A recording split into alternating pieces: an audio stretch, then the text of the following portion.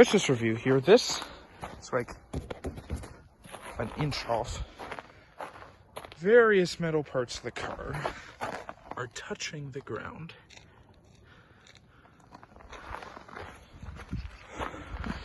Earlier in the day, Dad said he felt something hit the bottom of the car near his feet were. I'm guessing that was that. Just recording this for posterity. All right, what happened here? Broke a ball joint. So all of that is like touching the ground. Yeah, she's sitting down. So we gotta get. I'm gonna bring the truck out. Very least control it up here. Scrape it up, sparks fine. Hope not. Like metal bits are touching the ground. Are we gonna get like the black, carts that, like with the wheel wells that you have the wheels in? Not a bad idea. One of those. With pieces of wood to bounce it out, get the height right. Alright, that's not a bad idea. Whatever it is, I'm getting a coat. I'm using a different jack point. Exciting. Although you're right, I should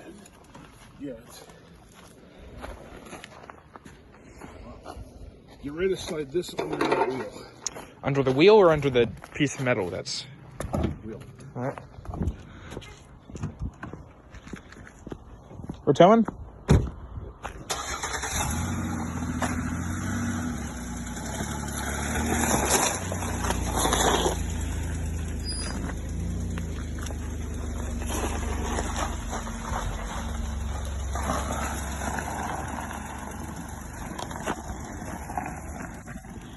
I'm recording more stuff because nothing's extra.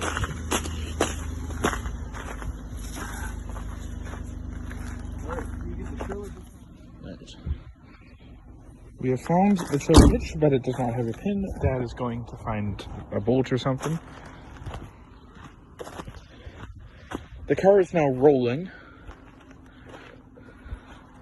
Look at that. Oh, that's nasty. I was saying, this has to be like one of the most cartoonishly exaggerated car problems he's ever had. Like, he makes a hobby of getting like weird old cars and taking whatever that's supposed to. But this takes the cake. Like, if you're doing an editorial cartoon about, the world's greatest mechanic can't save the, this car's economy, that kind of thing, then this is what they draw for car problems and smoke blowing out the hood. He started driving. He was driving home from church this morning, where he preached, and he heard something like hit the bottom of the car near his foot, and he thought, I'll take Silas out to investigate. It's currently 18:40:29, and they made it this far out of the driveway before Silas came back in. I was showing Mom my 3 Walter Isaacson books. We know they're doing Stephen Hawking, Steve Jobs, and Silas came in saying, hey, guess what? We found out what's wrong. And then Dad asked for my help. I sort of grabbed Silas and said, hey, is this a spill? Do I need to change my clothes? Silas didn't know, so I went out. I asked Dad. He didn't know, so I wandered down. At first, I didn't know what it was. I thought it just got, stuck or ran out of fuel or something.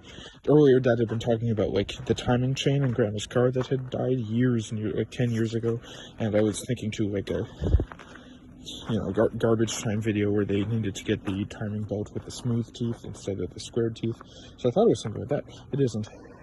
He's gonna be annoyed by that big crack. That's not the problem. He says this is a cheap thing to fix. I can't believe that. If this is cheap, I can't imagine what's expensive. What you doing? Hey Jade, I just want to give you a bit of an update on the car situation.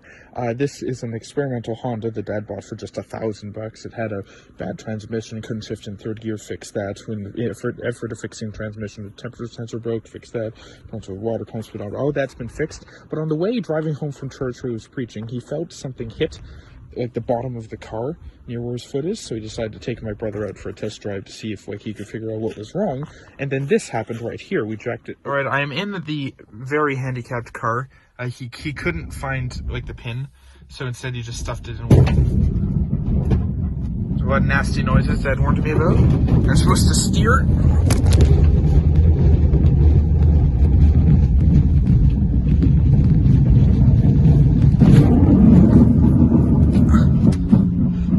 hit the Corolla. Don't hit the Corolla.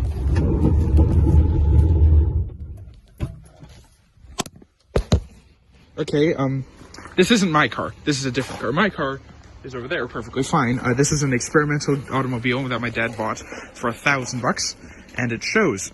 He fixed up the look at that. That's nasty. So this is the only part of the Honda that was actually damaged. This is a constant velocity joint. They each have wheels, well, all three wheels. This is on a spline shaft. You can see that it is permanently fixed there by a C-clip. There's a cup that goes over top of it. You can see the cup has got 3 splines in it, and so the cup will sit like that.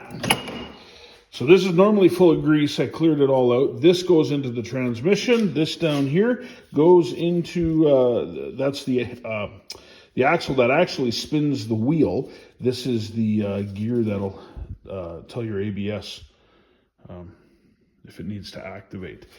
When you go over bumps, this thing needs to get longer and needs to get shorter. And it will move around like this. This will stay permanently affixed. This will wiggle around, but you get it. That's what it looks like.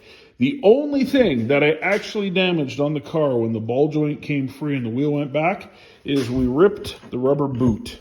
The rubber boot is just this thing that holds a whole pile of grease. And this is what's left of it. It's full of gunk and snow. Well, it's water now. You can see this is the grease that was in there. And that's it. That's all that was damaged.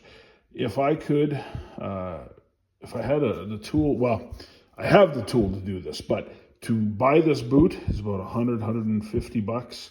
To buy the entire axle is about $168. So I have a new axle coming, even though this one is probably fine. The new one will go in and it'll be full of grease and the boots will be good.